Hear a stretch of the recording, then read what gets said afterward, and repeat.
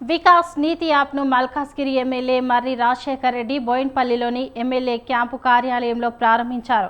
మల్కాజ్గిరి ప్రజలకు మరింత చేరువయ్యేందుకు, వారి సమస్యలు ప్రణాళికాబద్ధంగా సకాలంలో పరిష్కరించేందుకు ఈ యాప్ ఎంతో ఉపయోగపడుతుందని అన్నారు.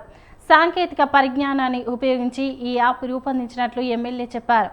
ప్రతి ఒక్కరికి సులభంగా అవగాహన అయ్యేలా టోల్ ఫ్రీ నెంబర్ కూడా ఏర్పాటు చేసినట్లు ఆయన తెలిపారు. మల్కాజ్గిరి నియోజకవర్గంలో అధికార పక్ష నేత అభివృద్ధికి అడ్డుపడుతున్నారని బీఆర్ఎస్ ఎమ్మెల్యే ఆరోపించారు. స్థానిక అధికారుల వ్యవహార శైలి సరిగ్గా లేదన్నారు. నిధుల విషయంలో సీఎం రేవంత్ రెడ్డి సానుకూలంగా ఉన్న ఇన్ఛార్జ్ మంత్రి ప్రతికూలంగా ఉన్నారన్నారు. చేయండి, మీరు కూడా ప్రభుత్వం ఉంది, మీరు ఏం చేస్తారో చేయండి, మేము వద్దంటామా? మేము రిప్రజెంటేషన్ ఇవ్వగలుగుతాం గవర్నమెంట్కి, ఇంకేం చేయగలుగుతామన్నా? అవసరమైతే రేవంత్ రెడ్డి గారి దగ్గర పోయి ఆయన కూడా కూర్చొని ధర్నా చేస్తాం, మా నాయకులందరం పోయి, అయ్యా మా ప్రాంతం ఇట్లా ఇబ్బంది పడుతుంది, మరి మీరే ప్రభుత్వంలో ఉన్నారు కాబట్టి మీరు చేయండి అంటాం. అంతకుమించి మేము ఏం చేయగలుగుతాం?